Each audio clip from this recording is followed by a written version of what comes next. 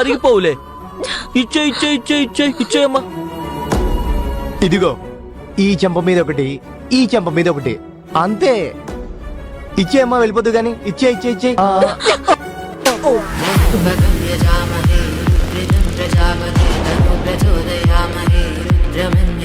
ఇది సరిపోతుందా? ఆ చెంప మీద కూడా ఇవ్వమంటావా? ఏయ్ తగ్గు. హే, మా ఫ్రెండ్ని కొడతావేంటి? తప్పు చేస్తే నిన్నైనా కొడతాను. నువ్వేమైనా పైనుంచి దిగొచ్చావా? ఆడపిల్లల్ని ఏడిపించడం గొప్ప అనుకుంటున్నావా? ర్యాగింగ్ చేయడం నేరం. ఆ విషయం తెలీదా నీకు? ఏదో చిన్నపాటి సరదాలు చేస్తారని ప్రిన్సిపల్ సార్ చూసి చూడనట్టు వదిలేస్తుంటే ఇలా బిహేవ్ చేస్తారా? ర్యాగింగ్ చేస్తే ఎంజాయ్ చేసేలా ఉండాలి, ఇలా గూండాయిజంగా ఉండకూడదు. నువ్వే నీతులు చెప్పద్దు. నువ్వు అసలు మాట్లాడద్దు. మా వాడు తప్పు చేస్తే నేను చెప్పుకుంటాను కదా, నువ్వెవరు చేయి చేసుకోవడానికి? ఆహా, చెప్పుకుంటావా? ఏం చెప్పుకుంటావు? ఎప్పుడు చెప్పుకుంటావు? తప్పుని తప్పు అని ఒప్పుకునేవాడైతే వాళ్ళ తప్పు చేయకముందే నువ్వు ఆపుండాలి. కానీ నువ్వు వాళ్లతో ఉన్నావంటే ఏంటి అర్థం? ఇలాంటి వెధవలతో నువ్వు ఉన్నప్పుడే నువ్వేంటో నీ క్యారెక్టర్ ఏంటో అందరికీ అర్థం అవుతుంది. ఇంకొకసారి ఇలాంటి పిచ్చి పనులు చేస్తూ నా కంట పడ్డావనుకో, వాళ్లతో పాటు నీకు కూడా ఉంటుంది.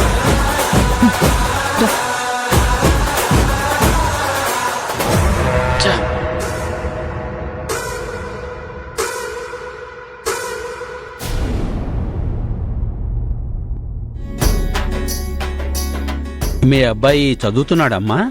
అవునండి, కాలేజీలో చదువుతున్నాడు. మరి శివరామరాజు ఏడి?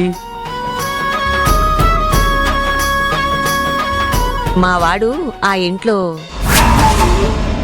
అంజీ, వదినా ఆయన వస్తున్నారా? చెప్పాను వదినా, వస్తున్నాడు. సరే, అక్కడ లిస్ట్ రాసి పెట్టాను, త్వరగా వెళ్ళి సరుకులు తీసుకొచ్చేసి. సరే వదినా.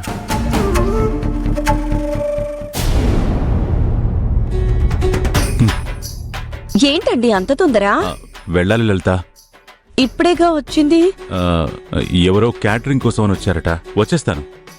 త్వరగా వచ్చేస్తారుగా. నేనేమి 2 బస్సులు 4 ట్రైన్లు మారక్కర్లేదు, వచ్చేస్తా. వెళ్తున్నాను.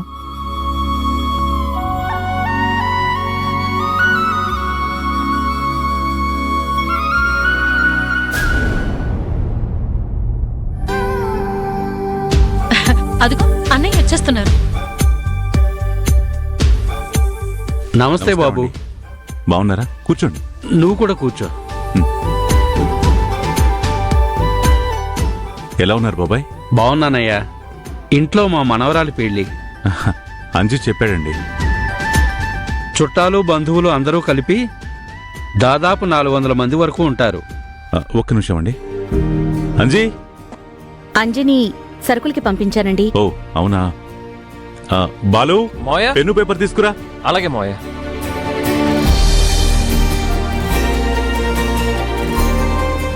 కూర్చోరా. ఆయన లిస్ట్ చెప్తారు, నువ్వు కొంచెం రాసుకోరా. సరే మోయ, చెప్పండి.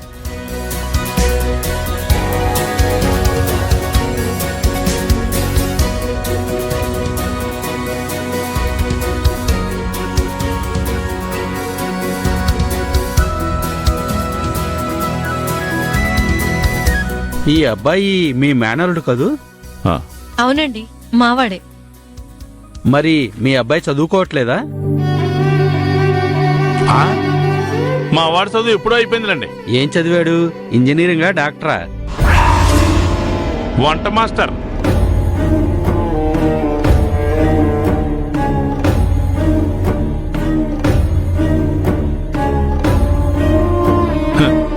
తండ్రిగా నేను కూడా ఏ ఇంజనీరో కలెక్టరో చదువుతాడు అనుకున్నాను. చూడండి, పరిస్థితులు బంద్ చేస్తే హిచ్చికాకి కూడా పిచ్చికాకిలాగా రోడ్లు వెంట తిరుగుతాడని వీడు హైదరాబాద్ వరకు పోయి వంటలు చేసే కోర్సు నేర్చుకుని వచ్చాడు.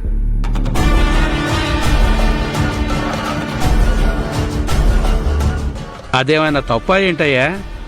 వంటలు చేసే కోర్సుని తక్కువగా చేసి చూడక్కర్లేదు. చెఫ్ పేరు మోసిన హోటల్స్లో పెద్ద పెద్ద జీతాలు ఇచ్చి పెట్టుకుంటారు. అవునండి, మావాడికి కూడా పెద్ద ఉద్యోగం వచ్చింది. అది కూడా ఇక్కడ కాదు, అమెరికాలో. మరి ఎందుకని వెళ్ళలేదు? చెప్పాను కదండి, ఫేటు ఇక్కడే ఆగిపోయింది. నానా ఇప్పుడు నా గురించి అవసరమా? అవురేయ్, ఆయన అడుగుతుంది నీ గురించే కదరా. నా గురించి అయితే బోలని చరిత్రను చెప్పుకోవడానికి, మరి నీకు చెప్పుకోవడానికి ఏముంది? సరే బాబాయ్, 400 మంది అంటున్నారు కదా, పెళ్ళి ఎప్పుడో ఏంటో ముందే చెప్పండి. ఆ టైం కల్లా అన్నీ అరేంజ్ చేసి పంపిస్తాను. సరే శివరామరాజు, వస్తాను. ఆ.